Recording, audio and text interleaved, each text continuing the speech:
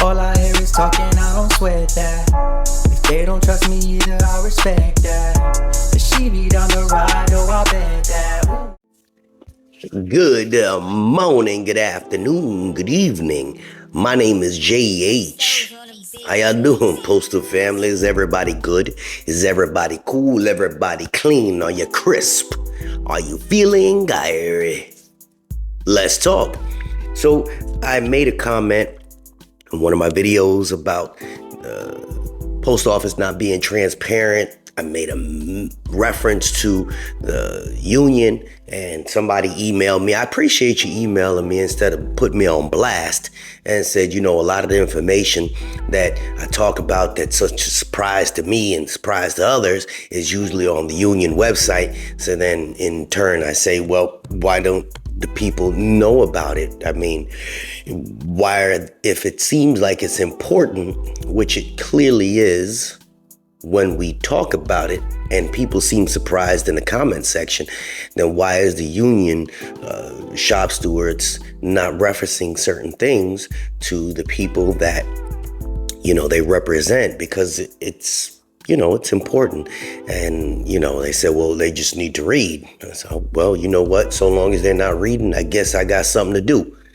I guess that part. So I'm going to, it's two sections to this video, so you know you can fast forward if you want. I'm going to read a little selection from the union website that, and then I'm going to play a little clip about our postmaster, Dejoys, which is initially what this video was supposed to be about, and it kind of all ties into each other. You know, you guys figure this out, and I'll try to leave my opinion out of this the best way I can. I made a video about a month, maybe 2 months ago, about us being tracked, and it seemed like a big surprise to everybody. Nobody knew about it. I said they were trying to track all of our vehicles, and they were going to make sure that everybody, somebody said, no, it's in the scanners. I said, no, it's going to be in the vehicles. And they were like, no. But here it is.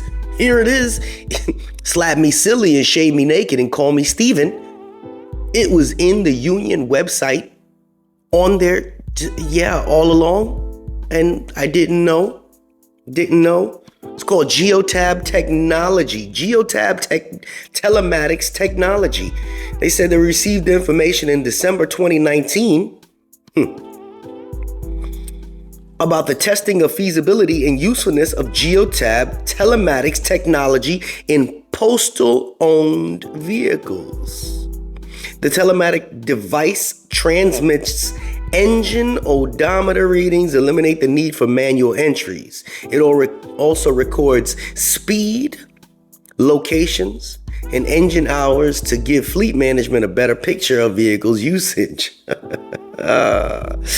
In December 2022, we received notification that the Postal Service decided to implement the program. They determined that using telematics technology reduced fuel consumption and improved overall vehicle maintenance and repairs. The data includes real-time vehicle tracking and location, as well as performance. The device alerts the driver based on harsh driving behaviors. These reports are paired to vehicles, not the drivers, but they will be given all vehicle operators and their management team. The contract was awarded to Geotab for the use of their telematics technology. Installation and use is underway. Postal management estimated completion by 2025 on all postal-owned vehicles, including delivery, non-mail hauling, and PVS vehicles. I can understand where that's coming from. They track you. They say it's just to help the vehicle, you know. But this is also going to be utilized, obviously, later on for any type of discipline. Hey, man, you weren't en route. Hey, man, you idling too long. Hey, man, like the carriers, you backed up too far. Y'all already know where this comes from. This is just, yeah. It was there. And I appreciate you, Mr. Union person, for telling me just read it myself, because now I'm going to tell all my people to just read it yourselves, because apparently there's more on the union websites than Sheesh. Unexpected expenses stressing you out? Get the money you need now with Loans for Feds, a program designed specifically for federal employees. Bad credit is not a problem. Application is fast and easy with same-day approvals. Apply now. All right. Good afternoon. My name is blah, blah, blah, and I'm a career clerk at the Atlanta plant. I work in a room with about 30 people that manually sorts letters and flats. That room has 0 air conditioning in the summer and no heat in the winter. We literally have to wear coats and jackets. The other day I asked the supervisor if he could try to get us some of those large fans to get some air circulating in here, and his response was to bring my own fan. That's messed up, Mr. Chump-ass supervisor. Yeah, he's sitting in your own air conditioner. So I politely told him that I should not have to supply my own fan to be comfortable in the workplace. Air conditioning heat should be given in any establishment. Here's the kicker. I can walk out the door into the main plant and they have air conditioning fans while we're burning up like slaves outside picking cotton. So this person says, I'd like to know, is there anything I can do to get the ball rolling on this? Because they're not closing this plant down or moving the operation anywhere else. P.S. When you bring your own fan, you have to take it home with you every night. Management comes and does a sweep of the room, and whatever they find that isn't postal property, they throw it away. Boy, this just keeps going and going and going. Postal supervisor that did that, and tell these people you gotta bring your own fan. This is from my postal workers to you, supervisors. All right? Some New York right there, all right? Up yours. Supervisor, act like you never had to work in the plant, eh? You piece of sh... Let's see what Mr. Dejoys has to say, all right? Because this ties into a lot of different things. And how about you guys give your opinion about what you're about to witness? I'll leave it at that. Now, these internal documents were obtained under court order by the government watchdog group Citizens for Responsibility and Ethics in Washington, also known as CREW.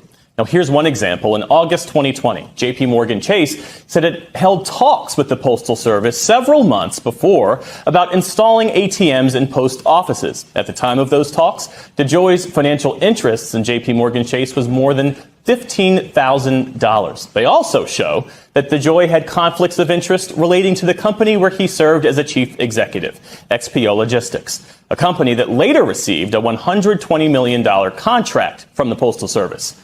The U.S. Postal Service maintains Dejoys acted in compliance with ethics regulations, saying in a statement, quote, when and how he divested reflects the process he was instructed to follow by the Postal Service Ethics Office in compliance with federal ethics regulations. Now, some documents obtained by the New York Times shows that Louis Dejoys has, in fact, used his position as Postmaster General to engage in what appears to be self-dealing. The United States Postal Service has paid about $286 million over the past 7 years to XPO Logistics, the former employer of Postmaster General Louis Dejoys. He still holds at least $30 million to, by the way, $75 million in stakes in the company, which has ramped up its business with the Postal Service since he took the helm at the agency. The Times also reports the documents also show a surge in revenue for XPO from the Postal Service since Mr. Dejoys took over. The Postal Service paid XPO Logistics and its subsidiaries about $14 million over just 10 weeks in 2020, compared with $3.4 million during the same time frame in 2019 and $4.7 million in 2018. How much longer are you planning to stay? A long time. Get used to me.